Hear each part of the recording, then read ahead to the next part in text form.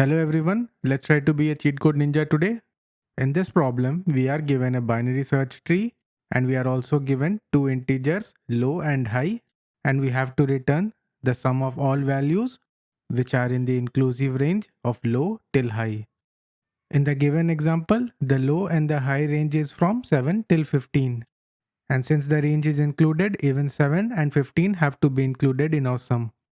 These are the only three numbers that fall within the range, and the sum of them is 32. One of the ways to solve this problem is by going through each node in the binary tree, and then we'll check if its value falls within our desired range. If it is within the range, then we'll add it to our answer. We'll repeat this process for its child nodes. So we have to check all the nodes, and this traversal can be done by either BFS or DFS.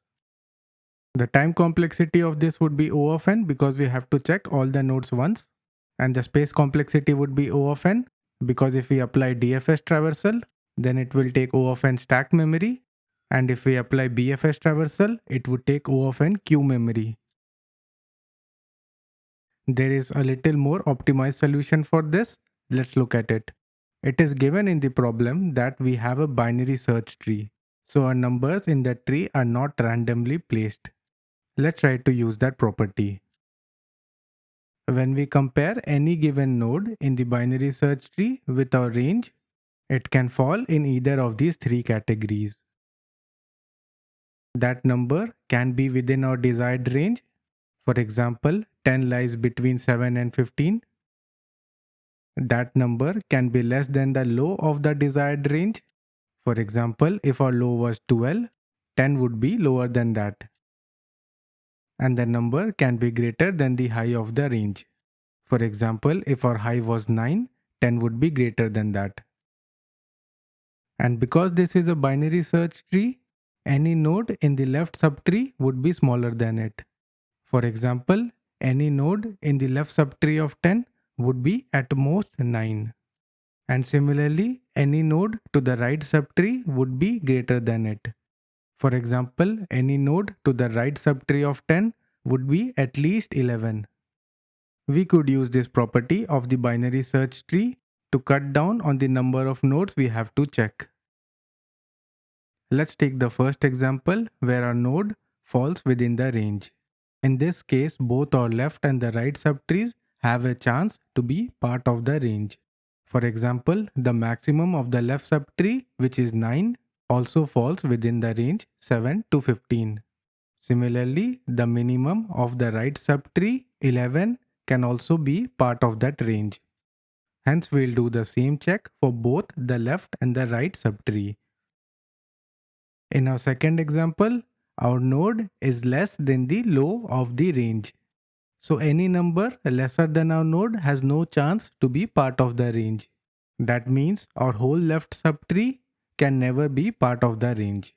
But since the right subtree is greater than our node, it has a chance to be part of the range, hence we'll continue to check over there. In our last example, our node is greater than the high of the range. So any number which is greater than our node can never be part of the range. So in this case, the whole right subtree can never be part of the range, and hence we can exclude it. Since our left subtree is smaller than our node, it has a chance to be part of the range. So we'll continue to check in the left subtree. Let's go through one complete example. We'll first check our root node 10. It is part of the range, so we have to include it in our answer. And we can continue to check both on the left and the right subtree. Let's go through the node 5 first. We see that it is less than the low of our range, hence its left subtree can be excluded. We'll continue to search on its right subtree. We see that 7 is part of the range, hence we'll include it in our answer. Now we'll continue to check on node 15. We see that it is part of our range, hence we'll include it in our answer. Since it does not have any left subtree, we'll only continue with its right subtree.